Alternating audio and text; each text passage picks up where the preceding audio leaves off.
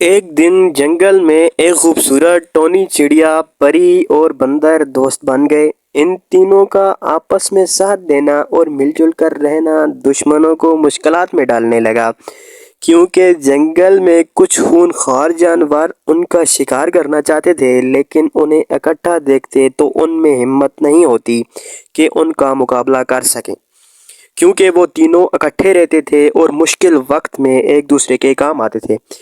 ایک دن وہ جنگل میں ایک زہریلی ناگ کا شکار کرنے کی کوشش کرتے ہیں اور ان کی ملاقات کچھ جانوروں سے ہوتی ہے، جن میں ایک شیر ان سے بات کرتا ہے۔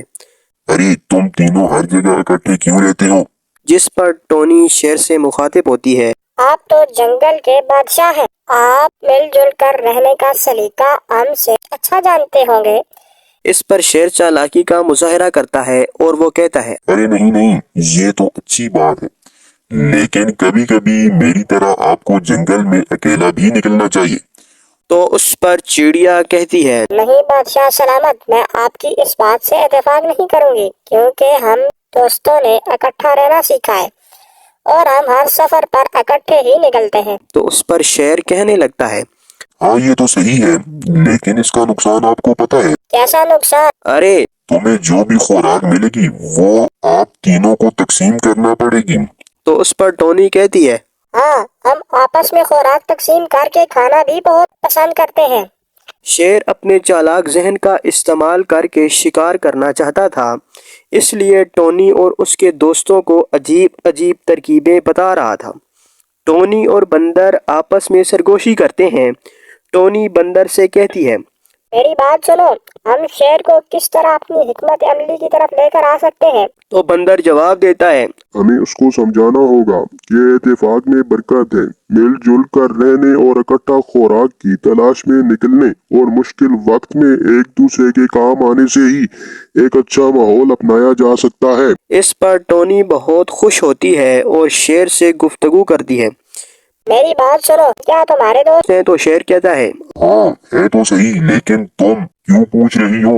تو ٹونی کہتی ہے، ارے بادشاہ سلامت، میں آپ کو اپنے رہن سہن کے متعلق آگاہ کرنا چاہتی ہوں اور بتانا چاہوں گی کہ اکٹھا رہنے میں بہت آسانیاں ہیں۔ جس طرح ہم تینوں دوست اکٹھے نکلتے ہیں، اسی طرح آپ بھی مل جل کر اگر جنگل میں خوراک کی تلاش کو نکلیں تو آپ کو خوراک ڈھونڈنے میں ایک دوسرے کی مدد ملے گی، جو آپ کے لیے فائدہ مند ہوگی۔ شیر سمجھ گیا کہ یہ ٹونی چڑیا تو میرے ارادے سے واقف ہو گئی ہے، تو شیر کہنے لگا، ارے نہیں، میں خوراک کی تلاش میں نہیں نکلا ہوں، میں تو آپ جیسی خوبصورت پرندوں کو دیکھنے اور ان کے ساتھ گفتگو کرنے نکلا ہوں۔ تو ٹونی کہتی ہے، ہاں آپ کی بات تو ٹھیک ہے، لیکن خوراک ہر جانور کی ضرورت ہے، کیونکہ زندہ رہنے کے لیے اچھی خوراک کا ہونا اور جنگل کی خوبصورت ماحول سے لطف اندوز ہونے کے لیے اچھے دوستوں کا ہونا بہت ضروری ہے۔ تو اس پر شیر ٹونی کی باتوں سے بڑا متاثر ہوا اور اس سے کہنے لگا، ٹونی تم نے اتنی اچھی اور سبق آموز باتیں کہاں سے سیکھی ہیں؟ صرف میں نے یہ باتیں نہیں سیکھی، بلکہ ہم تینوں دوست ہی روزانہ کچھ نہ کچھ نیا سیکھتے ہیں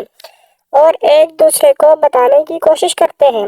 اگر آپ بھی اس طرح کے دوست بناؤ گے تو زندگی کے ہر میدان میں ہر مشکل کا مقابلہ آسانی سے کر پاؤ گے۔ اس پر شیر بڑا متاثر ہوا اور شکار کرنے کی بجائے ان سے دوستی کرتا ہے اور ان کے ساتھ مل جل کر رہنے کی کوشش کے لیے سرگرم رہتا ہے۔ اب بندر ٹونی سے کہتا ہے، ٹونی تم اتنی گفتگو اس شیر سے نہ کرو، کہیں یہ ہمارا شکار ہی نہ کر لے۔ تو اس پر ٹونی کہتی ہے، ارے نہیں بندر، میں نے بادشاہ سلامت کو اپنے تمام تجربات سے آگاہ کیا ہے اور انہیں سمجھایا ہے کہ مل جل کر رہنے میں ہی ہر مشکل کا حل ہے۔ اب اگر بادشاہ سلامت ہمارے ساتھ بھی رہیں گے تو یقیناً ایک اچھے دوست کی طرح۔ شیر یہ تمام باتیں سن رہا ہوتا ہے اور ان تینوں سے مخاطب ہوتا ہے اور کہتا ہے، ہاں اب آپ تینوں نہیں بلکہ ہم چاروں اکٹھے رہیں گے اور جنگل کے ماحول سے لطف اندوز ہوں گے۔ یہ کہانی ہمیں سکھاتی ہے کہ صرف سنجیدہ گفتگو کے ذریعے بھی ہم اپنے دشمن کا دل جیت کر اسے اتفاق کا پیغام دے سکتے ہیں۔